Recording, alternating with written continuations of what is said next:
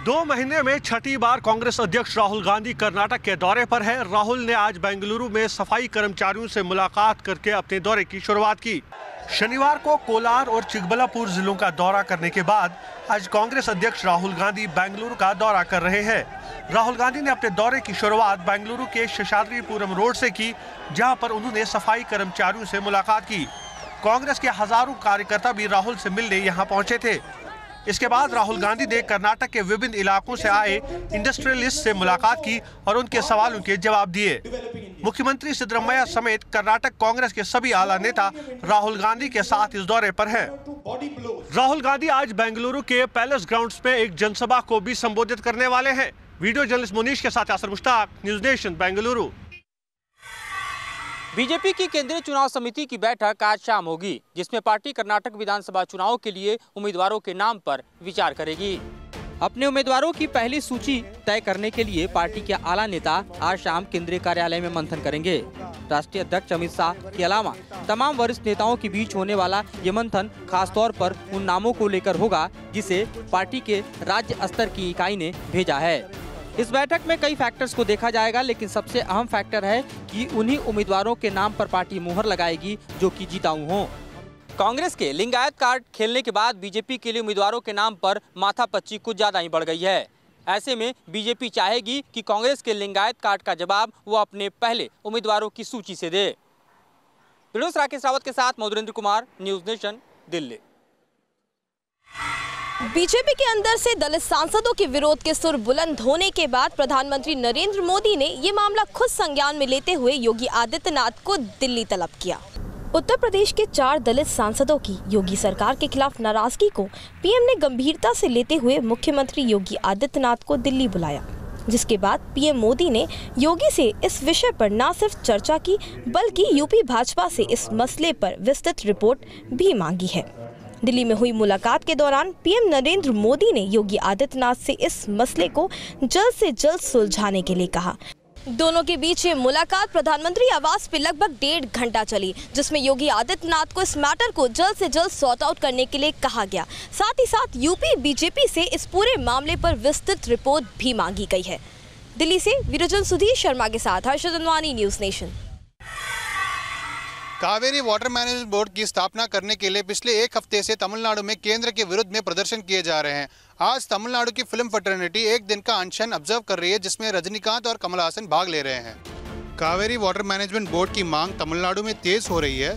तमिलनाडु की film fraternity आज Kaveri water management board की मांग करते हुए 1 दिन का अनशन कर रही है। इसमें राजनीतिक विचारों को अलग कर कमल हासन और रजनीकांत भी भाग ले रहे हैं। तमिलनाडु के अभिनेता एक होकर एक संदेश देने की कोशिश कर रहे हैं कि कावेरी का मुद्दा सिर्फ राजनीतिक ही नहीं बल्कि सामाजिक भी है। सुप्रीम कोर्ट ने केंद्र सरकार को 6 हफ्ते का समय देने के बावजूद बोर्ड का गठन नहीं किया। इसके विरुद्ध में राज्य के कई जगहों पर विपक्ष पिछले 1 हफ्ते से लगातार विरोध प्रदर्शन की जा रही है। कावेरी का इश्यू सिर्फ कर्नाटका में नहीं बल्कि तमिलनाडु में भी बहुत ही इमोशनल सब्जेक्ट है। आगे देखना ये होगा कि सुप्रीम कोर्ट इस विषय पर किस प्रकार का निर्णय सुनाती है। वीडियो जर्नलिस्ट पारसारथी के साथ श्री प्रपंच, न्यूज़ नेशन, चेन्नई। दिल्ली में एक हैरान कर देने वाला मामला सामने आया है। दरअसल एक दिल्ली के बड़े कारोबारी ने ईडब्ल्यूएस कैटेगरी में फर्जी तरीके से अपने बेटे का एडमिशन करवाया था, लेकिन अब पुलिस की गिरफ्त में है। अपने बेटे को फर्जी दस्तावेजों के जरिए संस्कृति स्कूल में ईडब्ल्यूएस कैटेगरी में एडमिशन दिलाने के आरोप में दिल्ली का एक बड़ा कारोबारी गिरफ्तार हो गया है। कारोबारी का नाम गौरव गोयल बताया जा रहा है। गौरव ने एडमिशन के दौरान अपना पता संजय कैंप, झुग्गी बस्ती बताया था। बच्चे के सभी दस्तावेज उसने फर्जी लगाए थे। यहाँ तक कि उसने अपनी सालाना इनकम 67,000 रुपये बताई थी। 2013 में अपने पहले बच्चे का एडमिशन भी उसने ईडब्ल्यूएस कैटेगरी से करवाया था। फिलहाल अब पुलिस ये पता लगाने की कोशिश कर रही है कि आरोपी ने किन लोगों के जरिए ये फर्जी सर्टिफिकेट तैयार किए थे और क्या ये लोग और भी लोगों को इस तरीके के सर्टिफिकेट्स जारी कर चुके हैं। वीडियो जर्नलिस्ट अजीत यादव के साथ दीपक सिंह रावत, न्यूज़ नेशन, दिल्ली।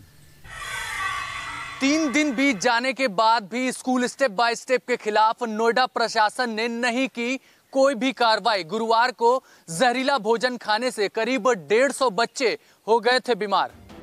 नोएडा के थाना एक्सप्रेसवे में दर्ज एफआईआर में स्कूल प्रबंधन का साफ तौर पर नाम है, लेकिन बावजूद इसके 3 दिन बीत जाने के बाद भी स्कूल प्रबंधन के किसी भी अधिकारी से अब तक पूछताछ नहीं हुई है। इस केस में जांच के आधार पर स्कूल मालिक से लेकर कर्मचारी तक आरोपी बन सकते हैं। पुलिस के अनुसार स्कूल निदेशक, प्रिंसिपल, प्रशासनिक अधिकारी, कैंटीन प्रभारी इस घटना के लिए सीधे तौर पर आरोपी हैं। इस मामले में अगर आरोपी दोषी पाए जाते हैं तो 10 वर्ष तक की सजा हो सकती है। 15 दिन के बाद ही फूड सैंपल रिपोर्ट आएगी और उसके बाद ही नोएडा प्रशासन स्कूल प्रशासन के खिलाफ कार्रवाई करेगा। वीडियो जर्नलिस्ट चेतन के साथ अभिषेक पांडे, न्यूज नेशन, नोएडा। सलमान खान के जेल से बाहर आने का इंतजार उनके फैंस ही नहीं बल्कि पूरा बॉलीवुड कर रहा था। शनिवार देर रात तक उनके घर गैलेक्सी पर बॉलीवुड सितारों का आना जाना लगा रहा।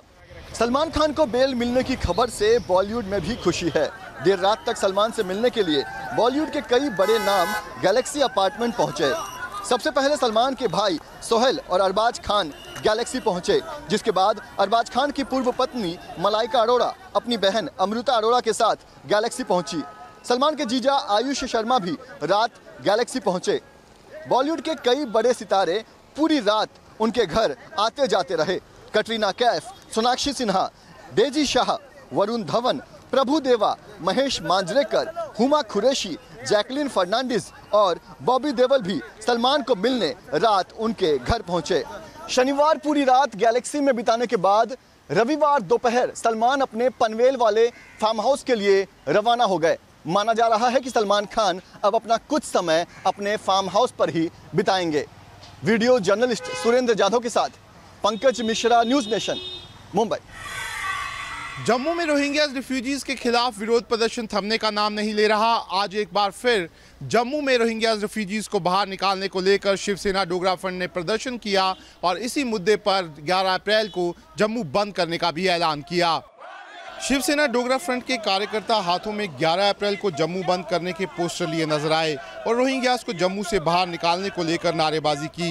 इससे पहले जम्मू बार एसोसिएशन रोहिंग्यास और जम्मू से जुड़े दूसरे मुद्दों पर पिछले 4 दिनों से पेन डाउन स्ट्राइक पर है।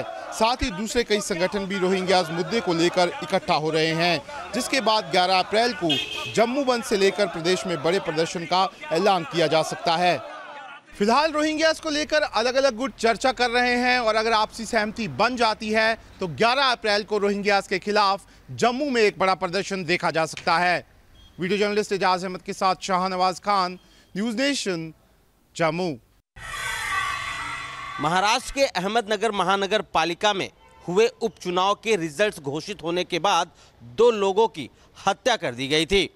इस हत्या के आरोप में पुलिस ने एनसीपी विधायक को गिरफ्तार कर लिया है। दरअसल अहमदनगर महानगर पालिका उपचुनाव में कांग्रेस प्रत्याशी की जीत हुई, जिसके बाद इलाके में कांग्रेस कार्यकर्ता जश्न मना रहे थे। उसी दौरान केड़गांव में 2 बाइक सवार ने स्थानिक शिवसेना कार्यकर्ता संजय कोतकर और वसंत ठूपे पर पहले फायरिंग की और उसके बाद धारदार हथियार से हमला कर दिया, जिसमें दोनों कार्यकर्ताओं की मौत हो गई। आरोप है कि एनसीपी विधायक संग्राम जगताप की निशानदेही पर शिवसेना के कार्यकर्ताओं की हत्या की गई। चूंकि राज्य का गृह विभाग मुख्यमंत्री के पास है, लिहाजा इस डबल मर्डर मामले में शिवसेना ने सीधे तौर पर मुख्यमंत्री पर निशाना साधा है और कल शिवसेना नेता मुख्यमंत्री से मुलाकात भी करेंगे। वीडियो जर्नलिस्ट कामेश हल्दे के साथ Shailendra Singh, news nation, Mumbai. Commonwealth game में वाराणसी की बेटी पूनम यादव ने स्वर्ण पदक जीतकर इतिहास रच दिया है। उन्हीं के साथ शूटिंग में मनु भाकर ने भी सोना जीता है, तो वहीं वेटलिफ्टिंग में विकास ठाकुर ने ब्रोंज मेडल हासिल किया है। वाराणसी की बेटी पूनम यादव ने कुल 222 किलो का भार उठाकर स्वर्ण पदक हासिल किया है। पूनम की बात की जाए तो पूनम वाराणसी के एक किसान परिवार की बेटी है, जो इस समय रेलवे में टीटीई की नौकरी करती है। पूनम यादव एक किसान की बेटी है और इस जीत ने उसके परिवार के साथ साथ बनारस और भारतवर्ष का भी सर गर्व से ऊंचा कर दिया है। अब सभी की एक ही ख्वाहिश है कि अब ओलंपिक में भी पूनम स्वर्ण पदक जीतकर भारत का नाम रोशन करे। वीडियो जर्नलिस्ट विपिन सिंह के साथ सुशांत मुखर्जी, न्यूज नेशन, वाराणसी।